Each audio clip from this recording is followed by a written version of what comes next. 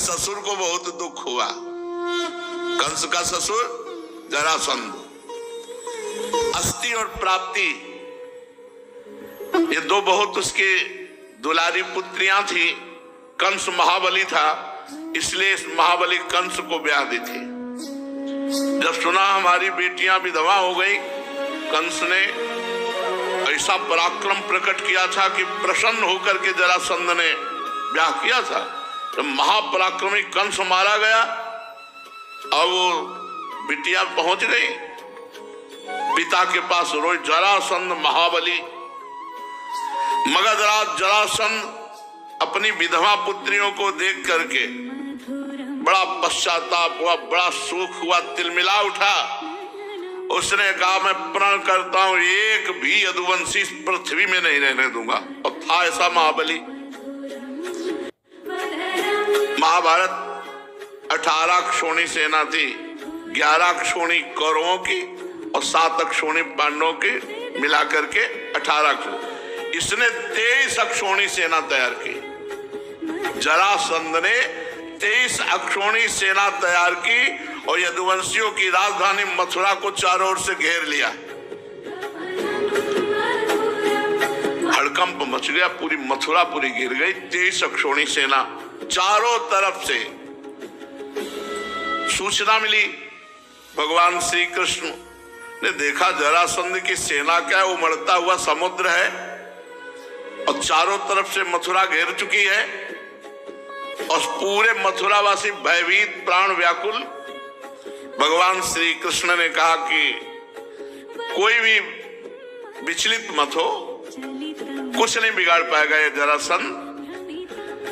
भगवान ने मगधराज जरासंध को नरपतियों की पैदल, घुड़सवार, रथी, हाथियों की 23 अक्षोणी सेना देखी। भगवान ने संकल्प किया अब मैं इनका विनाश करूंगा।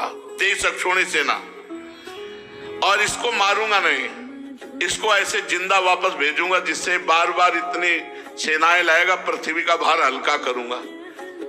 सुनो भाई, हम मुर्गा बकरा खाने वाले वो कहते हैं हम पृथ्वी का भार हल्का कर रहे हैं। इनका अवतार हुआ पृथ्वी का भार हल्का करने के लिए। कहते अगर हम खाएंगे नहीं तो जीव बहुत बढ़ जाएंगे। अरे पृथ्वी का हल्का करने के लिए भगवान है यार, तो काहे को पाप करते हो। अब मेरे अवतार का प्रयोजन यही है, समय समय पर धर्म रक्षा के लिए बढ़ते हुए अधर्म को रोकने के लिए मैं अनेकों शरीर ग्रहण करता हूं। भगवान ने तुरंत संकल्प किया। आकाश में शास्त्रों सूर्य जैसे चमकते हुए 2 रथ आ गए, युद्ध की सारी सामग्रियों से सुसज्जित। भगवान का दिव्य सारथी दारुक एक रथ को हाँक रहे थे, दूसरे में भगवान बलराम जी के आयुध, दिव्य सनातन भगवान के आयुध, सुदर्शन चक्र, मोदकी गदा, ये सब उपस्थित हो गए। बलराम जी से कहा भैया समेटा जाए इनको, 23 अक्षोणी सेना है, 23 अक्षोणी सेना। आज हमें अपना मानने वाले यदुवंशियों पर भारी विपत्ति आ गई है। देखो ये आपके दिव्य आयुध आपकी शोभा बढ़ाने के लिए आ गए। भगवान बलराम जी का हल और मूसल, हल से फंसाकर मूसल से, और भगवान की तो दिव्य अस्त्र है ही है। अब आप इस रथ पर सवार होइए और शत्रु सेना का संहार कीजिए और अपने स्वजनों को विपत्ति से बचाइए। साधुओं की रक्षा करना हम दोनों का अवतार ग्रहण करने का उद्देश्य है। 23 अक्षोणी सेनाएं पृथ्वी का विपुल भार है, हे भ्राताश्री से नष्ट कीजिए, भगवान श्री कृष्ण ने बलराम जी से कहा। अब भगवान श्री कृष्ण और बलराम जी ने सलाह करके कवच धारण किया, रथ पर सवार हुए, मथुरा से निकले। छोटे से सेना जो अंग रक्षा कर रही थी, आगे आगे श्री कृष्ण और बलराम जी। श्री कृष्ण रथ हाँक रहा था दारुक। भगवान पुरी से बाहर निकलकर 5 जन शंख का नाद किया। शंख की भयंकर ध्वनि सुनकर के 23 अक्षोणी सेना थर थर कांपने लगी।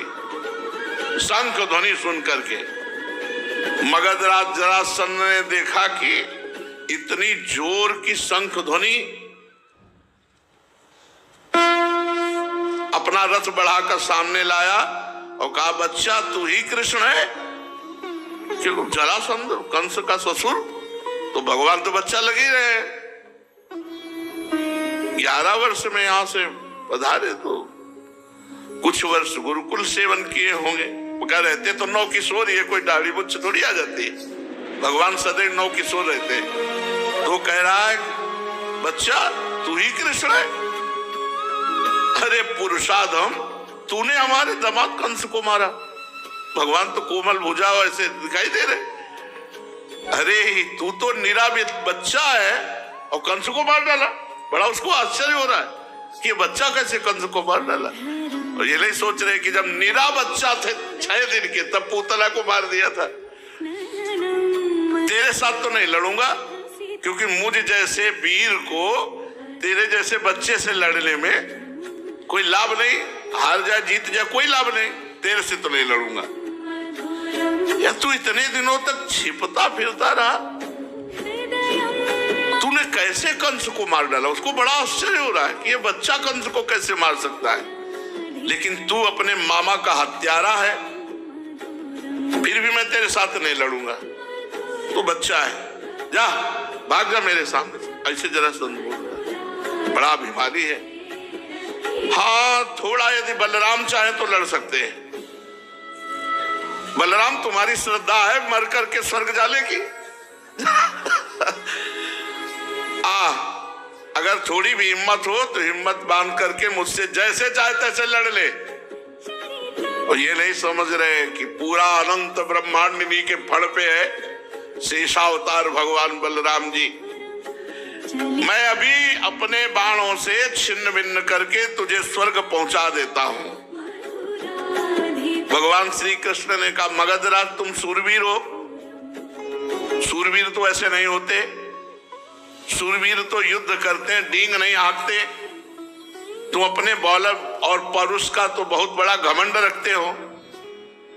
चाहूं तो तेरी अभी मृत्यु कर सकता हूं, लेकिन मारूंगा नहीं तुझे। भगवान श्री कृष्ण ने कहा, तू ऐसे बक रहा है जैसे मरने वाला सन्निपात में बकता है। बकले, हमारे जैसे वीर तेरे जैसे डींग हाँकने वालों की बात नहीं सुनते।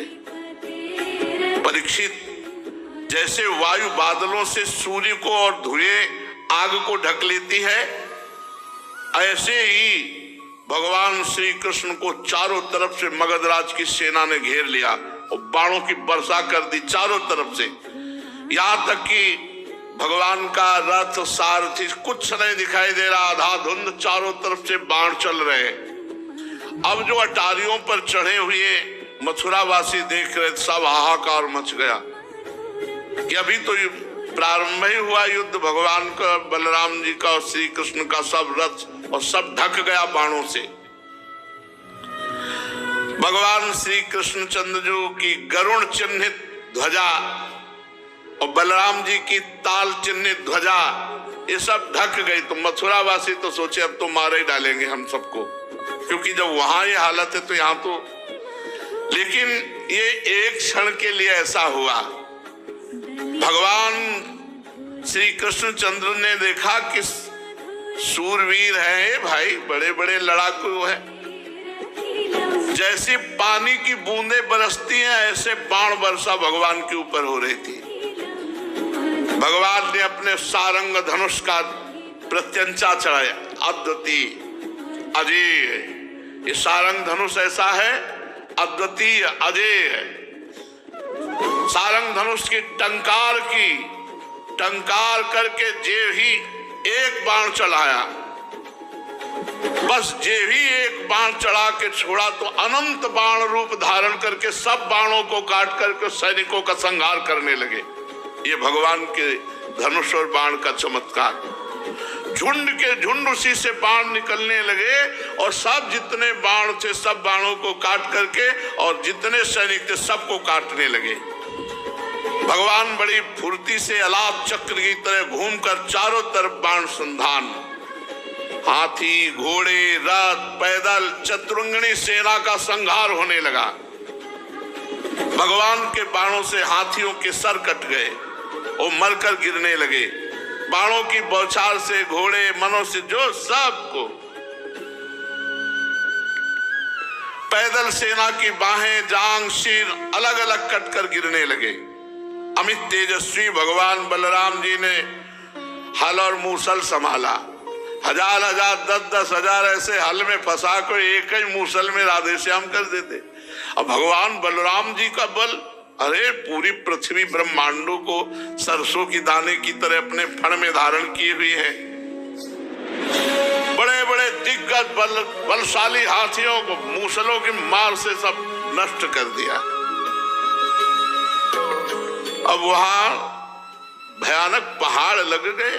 23 अक्षोणी सेना, जरासंध की वो सेना समुद्र के समान दुर्गम, भयावह, बड़ी कठिनाई से जीतने योग्य थी। थोड़े ही समय में भगवान श्री कृष्ण उधर छोड़ दिया सुदर्शन चक्र, साफ करता चला जा रहा है गर्दने, चाहे हाथी हो, चाहे घोड़ा हो, चाहे मनुष्य हो। कुछ ही समय में 23 अक्षोणी सेना का विनाश कर दिया। सारे जगत के स्वामी भगवान श्री कृष्ण के लिए तो खिलवाड़ है। वो संकल्प करे तो अनंत ब्रह्मांड एक सेकंड में नष्ट हो जाए। खेल खेल में तीनों लोकों की उत्पत्ति, स्थिति और संहार करने वाले प्रभु हैं। उनके लिए कोई बड़ी बात है? शत्रुओं की सेना का बात की बात में सत्यानाश कर दिया। जब जरासंध की सारी सेना मारी गई, रथ टूट गया, पैदल उतर के खड़ा हो गया, शरीर में केवल प्राण बाकी रहे, बलराम जी के हल में फंसा हुआ। बलराम जी ने मूसल संभाला, भगवान श्री कृष्ण का मारना नहीं, से छोड़ दो। जरासंध ने पहले विपक्षी नरपतियों का बहुतों का वध किया है, परंतु बलराम जी की पकड़ में आने के बाद वो हिम्मत नहीं थी कि छुड़ा सके। भगवान श्री कृष्ण ने इशारा किया, मारना नहीं भैया, इसे जाने दो, क्योंकि ये फिर सेना इकट्ठी करके लाएगा, तो हमें जा जा के पृथ्वी का भार जो उतारना पड़ेगा ये मथुरापुरी में उतारते रहेंगे, इसको छोड़ दो। बड़े बड़े सूरवीर जरासंध का सम्मान करते थे। अब उसको बड़ी लज्जा आई कि जब जिसे मैं पुरुषाधम कृष्ण कह रहा था, बच्चा कह रहा था, उन्होंने जीवन दान दिया कि जा, इतने बड़े महावीर को मुझे दीन की बात छोड़ दिया। अब उस घोर तपस्या करने लगा। तो नरपतियों ने आकर के राजाओं ने समझाया कि महाराज यदुवंशियों में रखा क्या है, आप उनके लिए तपस्या क्यों करते हो? अभी तो हम लोग हैं ना, चलो फिर युद्ध किया जाए और इस बार जरूर विजय प्राप्त होगी। तुम्हें तपस्या में समय नष्ट नहीं करना चाहिए। उस समय मगधराज जरासंध की सारी सेना मारी जा चुकी थी। बलराम जी ने उपेक्षा पूर्वक उसे छोड़ दिया था।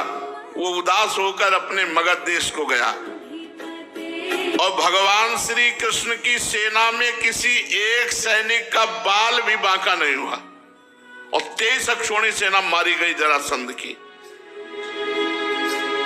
भगवान अपार सामर्थ्यशाली है। देखो ये वैभव संपन्न लीलाएं सुनकर हमें गर्व होना चाहिए कि हम ऐसे भगवान के दास हैं। बड़े बड़े देवता नंदन वन के पुष्पों की वर्षा भगवान श्री कृष्ण पर करने लगे। अब मथुरावासी भगवान के प्रभाव को देखकर भयरहित हो गए।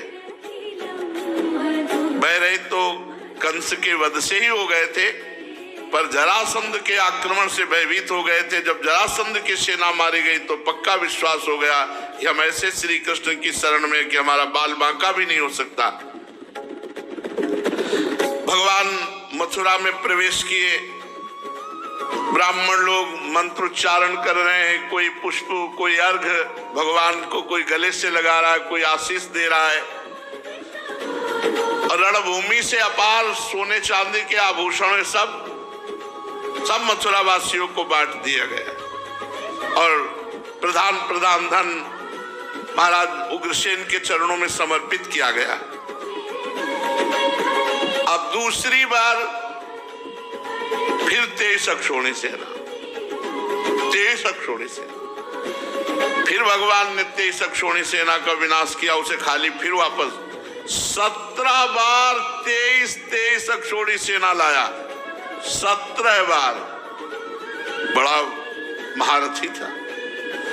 17 बार 23 अक्षौणी सेना इकट्ठी करके मगधराज जरासंध ने भगवान श्री कृष्ण के द्वारा सुरक्षित यदुवंशियों से युद्ध किया, किंतु हर बार भगवान की शक्ति के सामने सब नष्ट हो जाता, सारी सेना नष्ट हो जाती और भगवान बलराम जी फिर उसे उपेक्षा पूर्वक छोड़ देते। जरासंध अपनी राजधानी लौट जाता। अब 18वीं बार तैयारी की और हजारों ब्राह्मणों से अनुष्ठान कराता था जरासंध, बहुत ब्राह्मण भक्त था। उसने ब्राह्मणों से कहा, यदि इस बार श्री कृष्ण पर विजय प्राप्त नहीं तो अभी तक पैर पूजते रहे, आगे का परिणाम समझ लो। इस बार अगर फल नहीं दिखाई दिया तो ब्राह्मणों ने भगवान से प्रार्थना की, नमो ब्रह्मण्य देवाय गो ब्राह्मण हिताय जय। हे कृष्ण, हे जगत गुरु महाराज, अब आपको हारना होगा। अगर इस बार ये नहीं जीता तो महाराज हम सब ब्राह्मणों का पता नहीं क्या करेगा। ब्राह्मणों ने अनुष्ठान वाला तो छोड़ दिया, श्री कृष्ण से प्रार्थना का अनुष्ठान किया और भगवान ब्राह्मणों पर विशेष कृपा करते हैं। जो ब्रह्म ऋषि जन है, तो विधान बनाया भगवान ने। जिस समय आक्रमण करने के लिए चला 18वां युद्ध 23 अक्षौणी सेना लेकर, उसी समय भगवान के मन स्वरूप श्री देवर्षि नारद जी ने, एक काल यवन नाम का बड़ा वीर म्लेच्छ योद्धा था, उसने देवर्षि नारद जी से कहा, कोई त्रिभुवन में है हमारे जोड़ का? बोले तू क्या है उनके सामने, चला जा, मथुरा में है इस समय, श्री कृष्ण नाम है, तेरी भुजाओं की सब खुजली मिटा देंगे। काल यवन भागता हुआ आया, 3 करोड़ म्लेच्छ सेना उसके साथ थी। 23 अक्षौणी सेना लेकर जरासंध आक्रमण करने आ रहा है, पूरी मथुरा को घेर लिया 3 करोड़ म्लेच्छ सेना और ललकारा, कौन है? श्री कृष्ण, आओ। भगवान श्री कृष्ण ने बलराम जी से विचार किया कि ये तो बड़ी समस्या आ गई। 23 अक्षौणी सेना लेकर के जरासंध आ रहा है और इधर कालेवन 3 करोड़ म्लेच्छ सेना लेकर घेर लिया मथुरापुरी को। अब ये तो दो विपत्तियां हो गई। इस बलशाली यवन ने बड़ी समस्या पैदा कर दी। भला इनके लिए कोई समस्या है? देखो, अगर हम इससे लड़ने लगे तो जरासंध बस पहुंचने ही वाला है, पुरी को नष्ट कर देगा, क्योंकि चिढ़ा हुआ है। 17 बार 23 अक्षौणी सेना मारी गई। अब ऐसा करते हैं, पहले एक दुर्ग का निर्माण करते हैं और पूरे अपने निज जनों को वहां भेज देते हैं। तो भगवान ने जिस दुर्ग का निर्माण किया समुद्र के जल में, वो द्वारिकापुरी, और द्वारिकापुरी में अपनी योग माया के द्वारा समस्त प्रियजनों मथुरा वासियों को द्वारिकापुरी पहुंचा दिया और स्वजन संबंधियों को किले में पहुंचाकर भगवान बलराम जी से सलाह करके और बढ़िया माला डाल करके पान पाके मुस्कुराते हुए निकले। नारद जी ने बताया था, 4 भुजा, श्याम रंग, पीतांबर धारण की हुई, मोर पंख का मुकुट धारण किए हुए।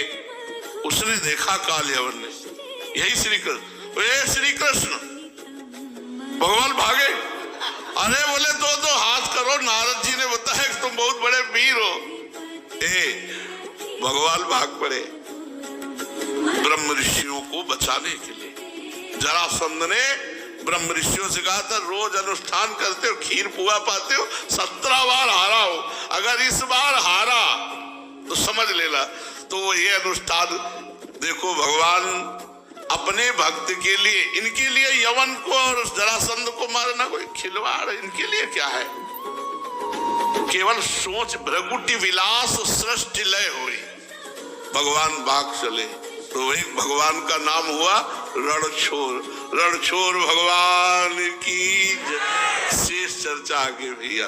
राधा वल्लभ श्री।